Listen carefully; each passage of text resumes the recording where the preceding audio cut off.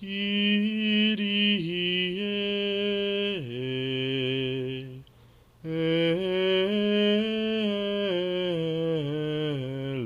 eleison. Hello, and welcome to the second episode of the Catholic Workers Podcast. In this episode, I want to start by talking about a topic that I find very interesting and should be a great way to explore some of the ways in which I hope to introduce new ideas on the channel.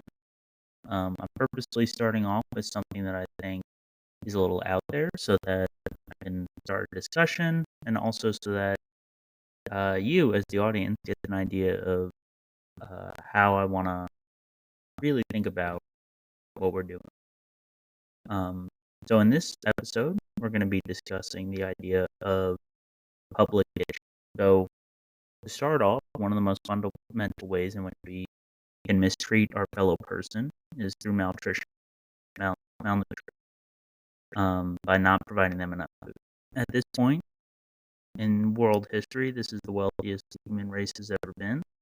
And if we're not able to eliminate food insecurity now and hunger now, then really what's the point of all this wealth? And so, like I was talking about in the first episode, we want to be discussing ways in which the economy is meant to serve human beings, how the economy is meant to make people's lives better. And if we're not able to eliminate something as fundamental in need as food and hunger, then what's the point of all this material?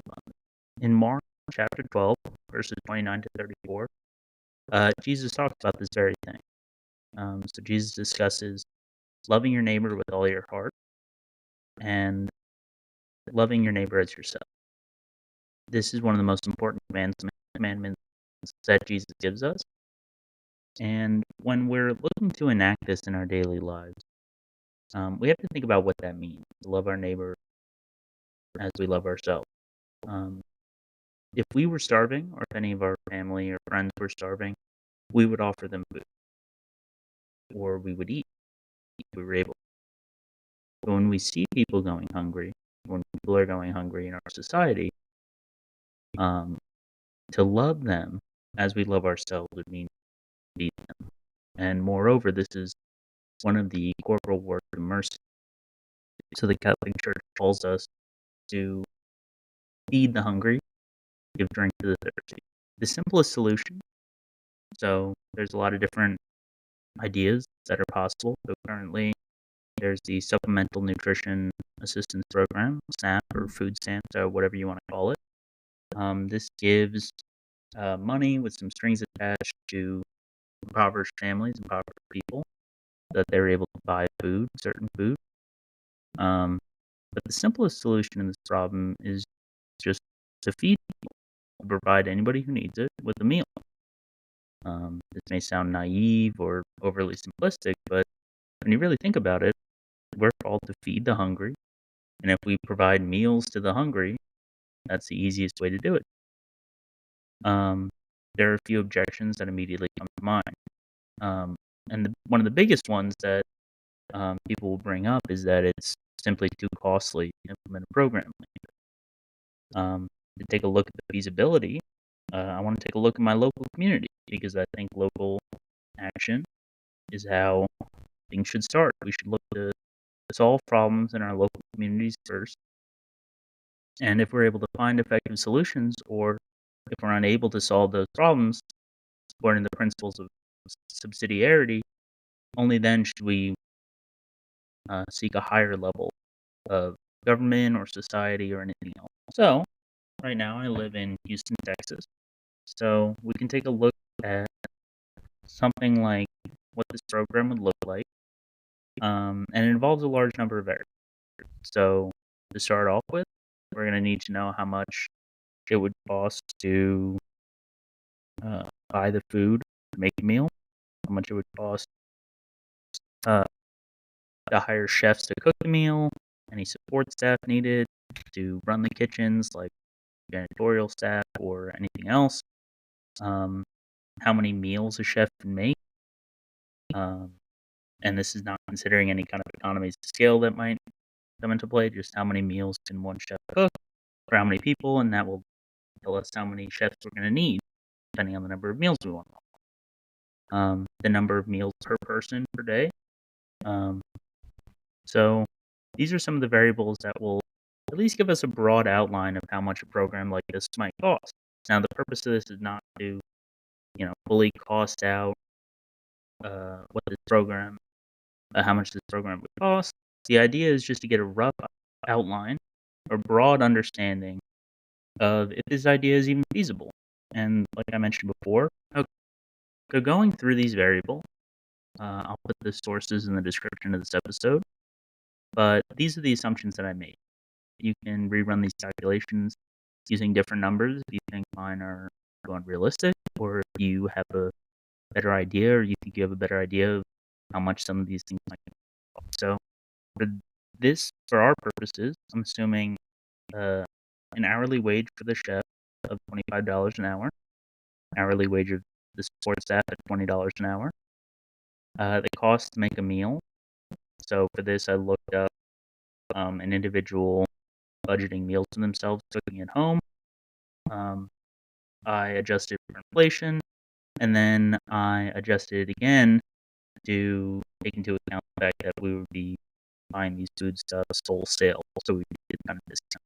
So the number I came up with is $2.92 a meal. I'm assuming a chef can make 100 meals an hour, and that 3 meals will be provided each day. So using these numbers, the total cost per meal, so this is including labor, including food, so including any support staff, things like that, would come out to $3.37 a meal. So that gives us the cost per day times 3, $10.12, per month times 30 of $303, and per year times 365 of $3,692. So now that we know how much it would cost to feed one person in a public kitchen per year, the only question left is how many people do we want to feed with this program? One of the first groups that comes to mind, one of the hardest hit, is the homeless population. So homelessness is a separate issue that deserves its own treatment, and we'll be talking now about that in upcoming episodes. But solving food insecurity for the homeless can be one of the smallest first steps we can take in loving our neighborhood. So Houston is actually one of the better cities in the U.S., has one of the lower homelessness rates. There are currently 3,270 homeless people in the city of Houston. So that means that to provide 3 meals a day for an entire year would cost this program $12.1 million. That would be 3.6 million meals annually, with about 17 full-time chefs needed and 17 support staff. $12.1 million. Now, is this number affordable? Is this number possible? Let me put this number in context. So for some context, the 2024 Houston municipal budget is approximately $6,183 million, or $6.2 billion. To put that another way, to feed every homeless person in Houston for an entire year would cost 0.2% of the city's budget. So, with that in mind, let's take a look at something like the upper bound. What would it take to completely solve hunger in Houston? So, in 2017, it was estimated in Harris County, there were 724,000 people that faced food insecurity. Using the assumptions that we mentioned earlier, that would bring a total program cost of $2,732 million, which would be 44% of the city's budget. Now, this is a significant increase in the expenditure of the city government, so it would definitely require a reorientation of the city's priorities at the very least. But this is just to give an idea of what the upper bound of some of this program and how much it might cost. But we're not just looking at the city of Houston's current budget. Let's take a step back. So the GDP, the gross domestic product of the Houston Woodlands Sugarland Metropolitan Statistical Area, which is a way that the Census Bureau measures the statistics for given areas. So they aggregate metropolitan areas so that They can study the way that those change. The GDP was $513 billion. So, taking the program cost of $2,732 million, that would represent 0.5% of the Houston metropolitan statistical area's GDP.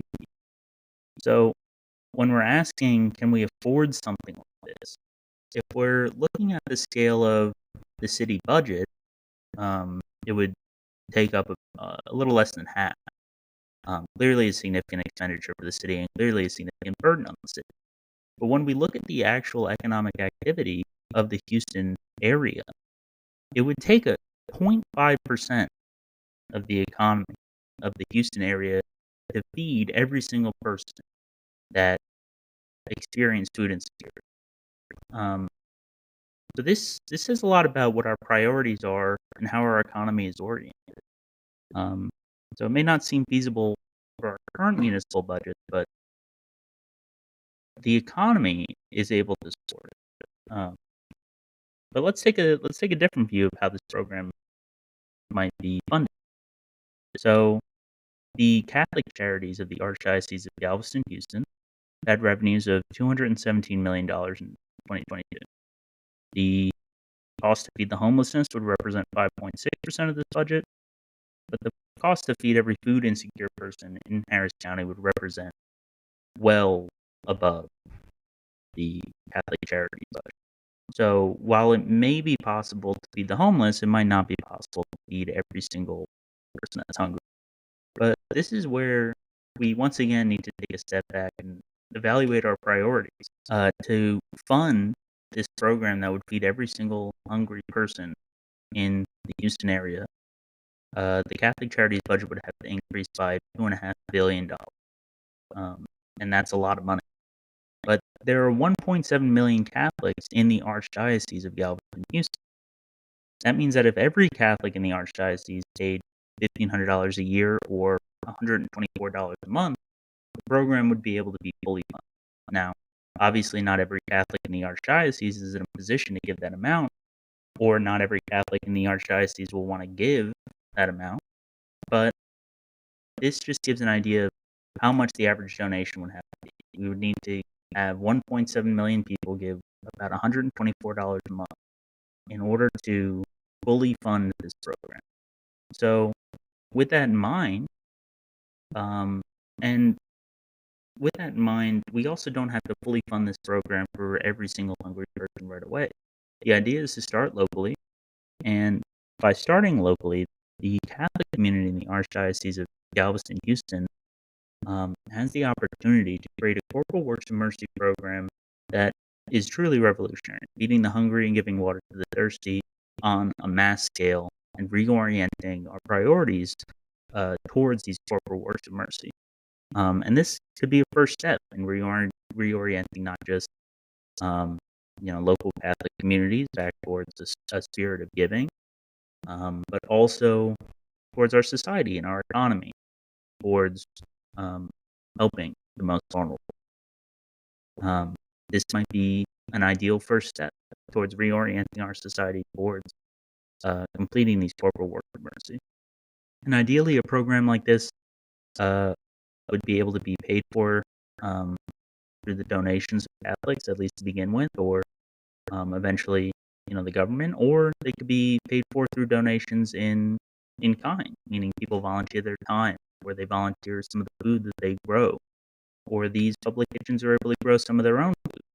And the idea is that by allowing people to participate in these programs and not just having them be separate from their lives, the ideal would be to allow people to participate in these public kitchens by helping out in whatever way they're able to, in whatever way the public kitchen would be able to accommodate their labor.